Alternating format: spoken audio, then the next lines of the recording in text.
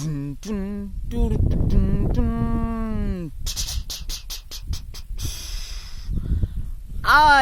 ನಮಸ್ಕಾರ. ಏನು ಶಂಕರಣ್ಣನ ಮ್ಯೂಸಿಕ್ ಬರ್ತಾ ಇದೆ ಅಂತ ಎಲ್ಲರೂ ನೋಡ್ತಾ ಇದ್ದೀರಾ?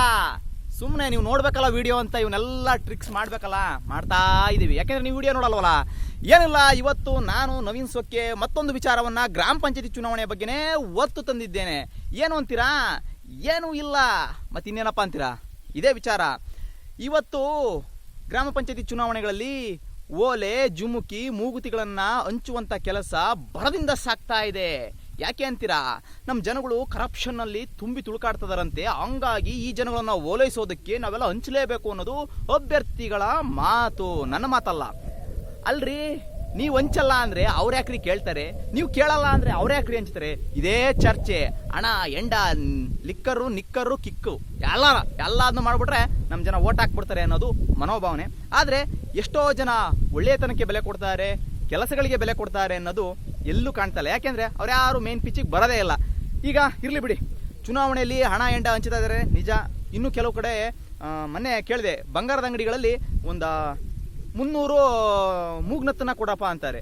ಮೂಗ್ನತ್ತಿಗೆ ತಗೊಂಡೋಗಿ ಅವರು ಎಲ್ಲ ಮನೆಗಳಿಗೆ ಹಂಚೋದಂತೆ, ಅವರು ಓಟ್ ಹಾಕೋದಂತೆ. ಸರಿ, ನಾನು ಈಗ ಏನಕ್ಕೆ ವಿಡಿಯೋ ಮಾಡ್ತಾ ಇದ್ದೀನಿ ಅಂದರೆ, ಆ ಮೂಗಿನತ್ತಿನ ಬೆಲೆ ಎಷ್ಟು? ಆ ಮೂಗಿನತ್ತಿನ ಬೆಲೆ ಕೇವಲ 90 ರೂಪಾಯಿ. 90 ರೂಪಾಯಿಯಲ್ಲಿ 5 ವರ್ಷ ನಿಮಗೆ ಕೊಟ್ಟುಬಿಟ್ಟು ಅವರು ಎಷ್ಟೆಷ್ಟು ಲಕ್ಷಗಳನ್ನು ಎರ್ಕಂತಿದ್ದಾರೆ ಅಂತ ನಿಮಗೇನಾದರೂ ಗೊತ್ತಾ?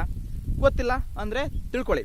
ಆ ನಂತರ ಇನ್ನೂ ಹೇಳ್ಬೇಕು ಅಂದರೆ, ಹಣ ಎಂಡ ಹಂಚ್ತಾರೆ. ಸರಿ, ಎಷ್ಟು ದಿನ ಕೊಡ್ತಾರೆ? 5 ವರ್ಷ ಕೊಡ್ತಾರಾ? ಅದು ಇಲ್ಲ ಬಿಡಿ. ಹಂಗಂತ 5 ವರ್ಷ ಕೊಡ್ತೀನಿ ಅಂದ ತಕ್ಷಣ ಮತ್ತೆ ಓಟ್ ಹಾಕಿರಾ? ಅವರು 5 ವರ್ಷ ಮಾಡ್ತೀವಿ ಅನ್ನೋ ಕೆಲಸನೇ ಮಾಡಲ್ಲ ಅಂದಮೇಲೆ ಮತ್ತೆ ಯಾಕೆ ಇದನ್ನೆಲ್ಲ ನಂಬ್ತೀರಾ?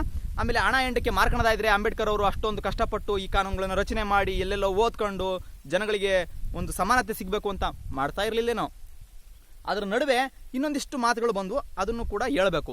ಏನಪ್ಪಾ ಅಂದರೆ, ನಮ್ಮೂರಿನ ಚುನಾವಣೆಗಳು ಸ್ಪಷ್ಟವಾಗಿ ಕೇವಲ ವಿಚಾರಗಳಿಗೆ ನಡೀತಾ ಇದ್ದಾವೆ ಅನ್ನೋದು ನನ್ನ ಖುಷಿ ಮತ್ತು ನಮ್ಮೂರಿನ ಖುಷಿ. ನಮ್ಮೂರು ಇವತ್ತು ಇದನ್ನೆಲ್ಲ ಬಿಟ್ಟು ನಾನು ಹಂಚಲ್ಲ, ನೀನು ಹಂಚಬೇಡ, ನಾನು ಮಾಡಲ್ಲ, ನೀನು ಮಾಡಬೇಡ, ಈ ರೀತಿ ಒಳ್ಳೆ ಊರಿಗೆ ಅಭಿವೃದ್ಧಿ ಮಾಡೋಣ ಅಂತ ಹೊರಟಿದ್ದಾರೆ. ಎಲ್ಲ ಅಭ್ಯರ್ಥಿಗಳಿಗೂ ಕೂಡ ಧನ್ಯವಾದ ಹೇಳ್ತಾ, ಅದೇ ರೀತಿ ಇನ್ನೊಂದಿಷ್ಟು ವಿಡಿಯೋಗಳು ವಾಟ್ಸಪ್ ಸ್ಟೇಟಸ್ಗಳಲ್ಲಿ ಮತ್ತು ವಾಟ್ಸಪ್ಗಳಲ್ಲಿ, ಫೇಸ್ಬುಕ್ಕಲ್ಲಿ ಹರಿದಾಡ್ತವೆ. ಏನಂದರೆ, ಯಾರೋ ಒಬ್ಬರು ಸ್ವಾಮೀಜಿಗಳು ಕೂತ್ಕೊಂತಾರೆ ಅಥವಾ ಇನ್ಯಾರೋ ಕೂತ್ಕೊಂತಾರೆ, ಈ SLC ಮತ್ತು PhD ಮಾಡಿರೋ ಲೆವೆಲಿಗೆ ಮಾತಾಡ್ತಾರೆ. ಯಾರು SLC ಮಾಡಿರೋಂಥ ಸ್ಟೂಡೆಂಟ್ಸ್ಗಳೆಲ್ಲ ಕೂಡ ಕೇವಲ ರಾಜಕಾರಣಕ್ಕೆ ಬರ್ತಾರೆ. ಈ ಹೈಯರ್ ಸ್ಟಡೀಸ್ ಮಾಡಿರೋಲ್ಲ ಒಳ್ಳೊಳ್ಳೆ ಹುದ್ದೆಗಳಿಗೆ ತಲುಪ್ತಾರೆ. ಮತ್ತೆ ಇವರು SLC ಮಾಡಿರೋರು ರಾಜಕಾರಣ ಮಾಡಿ ಅವ್ರನ್ನ ಏನೋ ಆಡಳಿತದಲ್ಲಿ ಇವರೇ ಮುಂಚೂಣಿಯಲ್ಲಿ ನಿಲ್ತಾರೆ, ಇವರು ಅವ್ರನ್ನ ಆಡಳಿತದಲ್ಲಿ ದುಡಿಸ್ಕೊಂತಾರೆ ಅನ್ನೋದು ಮಾತು ಬರ್ತಾ ಇದೆ. ಇಲ್ಲಿ ಒಂದು ವಿಚಾರ ಕೆಟ್ಟಾಗಿ ಹೋಗ್ತಾ ಇದೆ. ಓದದೇ ಇದ್ದವರು, ಎಜುಕೇಟೆಡ್ ಅಲ್ದವರು ಈ ಚುನಾವಣೆ ಮಾಡ್ತಾ ಇದ್ದಾರೆ, ಈ ಚುನಾವಣೆಗೆ ಬರ್ತಾ ಇದ್ದಾರೆ. ಅಲ್ರಿ ಸ್ವಾಮಿ, ಹಾಗಾಗಿದ್ರೆ ಅಂಬೇಡ್ಕರ್ ಅವರು PhD ಮಾಡಿರೋರೇ ಇಂಥ ಹುದ್ದೆಗೆ ಬರಬೇಕು, MLA ಆಗಬೇಕು, MP ಆಗಬೇಕು ಅಂತ ಹೇಳ್ತಾ ಇದ್ರು. ಯಾಕೆ ಹೇಳಿಲ್ಲ? ಪಾಪ ಅವ್ರಿಗೇನಾದ್ರು ಬೇಡ ಬಿಡಿ, ಅವ್ರಿಗೆ ಯಾಕೆ ಹೇಳ್ತೀರಾ? ನಿಮಗೇನಾದರೂ ತಲೆ ಕೆಟ್ಟಿದೆಯಾ ಅಂತ ಕೇಳಬೇಕು. ಯಾಕೆ ಅಂದರೆ, ಒಂದು ಯೋಚನೆ ಮಾಡಿ, ಇವತ್ತು ಯಾರ್ಯಾರು ಓದಿರೋರು ಈ ಹುದ್ದೆಗಳನ್ನು ಬಯಸಿ ಬರ್ತಾ ಇದ್ದಾರೆ, ಯಾಕೆ ಬರ್ತಾ ಇಲ್ಲ ಅನ್ನೋದು ನೋಡಿ. ಅಲ್ರಿ, ಇವತ್ತು ಸೇವೆಯ ಮನೋಭಾವನೆ ಅಂತ ಇಟ್ಕೊಂಡು ಅಥವಾ ಕಾರ್ಮಿಕನ ಮನೋಭಾವನೆ ಇಟ್ಕೊಂಡು ಬರ್ತಾ ಇದ್ದಾರೆ ಕೆಲವರು. ಸೇವೆ ಏನು ಮಾಡ್ತಿಲ್ಲ ಬಿಡ್ರಿ, ಸೇವೆ ಅನ್ನೋ ಪದ ಹಾಳಾಗೋಗ್ಬಿಟ್ಟಿದೆ. ಸೇವೆ ಅಂದರೆ ಇದಲ್ಲ. ಆ್ಯಕ್ಚುಲಿ ನಾವು ಅಲ್ಲಿ ಜಾಬ್ ಕೇಳ್ಕೊಂಡೇ ಬರ್ತಾ ಇರೋದು. ನಾವು ರಾಜಕಾರಣಿಗಳಾಗಿ ಬರ್ತಾ ಇದ್ರೆ ಅಲ್ಲಿ ನಮಗೆ ಗೌರವಧನ ಅಂತ 500 ರೂಪಾಯಿ 1000 ರೂಪಾಯಿ ತಿಂಗಳಿಗೆ ಸಂಬಳ ಕೊಡ್ತಾರೆ. ಆ ಸಂಬಳಕ್ಕೋಸ್ಕರನೇ ಕೆಲಸ ಮಾಡ್ತಿದ್ದೀವಿ ಅಂತ ನಾವು ಹೊರಟು ಬಿಟ್ಟಿದ್ದೀವಿ. ಆದರೆ ನೀವು ಹೇಳ್ತಾ ಇರೋದು SLC ಮಾಡಿರೋರೆಲ್ಲ ಬರ್ತಾರೆ, PhD ಮಾಡಿರೋರೆಲ್ಲ ಒಳ್ಳೊಳ್ಳೆ ಹುದ್ದೆಗೆ ಹೋಗ್ತಾರೆ, ಇಲ್ಲೆಲ್ಲ ಲಾಸ್ಟ್ ಬೆಂಚ್ ಸ್ಟೂಡೆಂಟ್ ಬರ್ತಾರೆ ಅಂತ ಹೇಳ್ತೀರಾ. ಇವತ್ತು ಲಾಸ್ಟ್ ಬೆಂಚ್ ಸ್ಟೂಡೆಂಟು ಅವರಲ್ಲಿರೋಂಥ ನೈತಿಕತೆಗಳು, ಅವರಲ್ಲಿರೋಂಥ ಪ್ರಜ್ಞಾವಂತಿಕೆ ನಿಮ್ಮ ಫಸ್ಟ್ ಬೆಂಚ್ ಸ್ಟೂಡೆಂಟ್ಸಲ್ಲಿ ಯಾಕಿರಲಿಲ್ಲೋ ಗೊತ್ತಿಲ್ಲ. ಹಂಗಂತ ಫಸ್ಟ್ ಬೆಂಚ್ ಸ್ಟೂಡೆಂಟ್ಸ್ ಎಲ್ಲ ಕೆಟ್ಟರು ಅಂತ ನಾನು ಹೇಳ್ತಾ ಇಲ್ಲ. ಆದರೆ ಫಸ್ಟ್ ಬೆಂಚು ಲಾಸ್ಟ್ ಬೆಂಚು ಅಂತ ಹೇಳ್ಕಂತ ಎಷ್ಟೋ ಜನ ಹಿಂಗೆ ಮಾತಾಡ್ಕಂತಲೇ ಚುನಾವಣೆಗಳಿಗೂ ಬರ್ತಾ ಇಲ್ಲ, ಬದಲಾವಣೆನೂ ತರ್ತಾ ಇಲ್ಲ.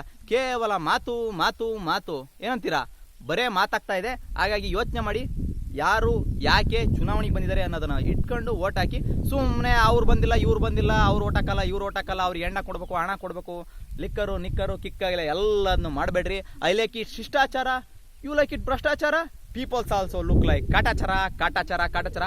ಬಟ್ ಇವತ್ತು ಕಾಟಾಚಾರವಾಗಿ ನೋಡಬೇಡಿ, ಚುನಾವಣೆನ ಒಳ್ಳೆ ರೀತಿಯಲ್ಲಿ ಮಾಡಿ ಅಂತ ಹೇಳ್ತಾ ಮತ್ತೊಮ್ಮೆ ಸಿಗೋಣ. Good bye.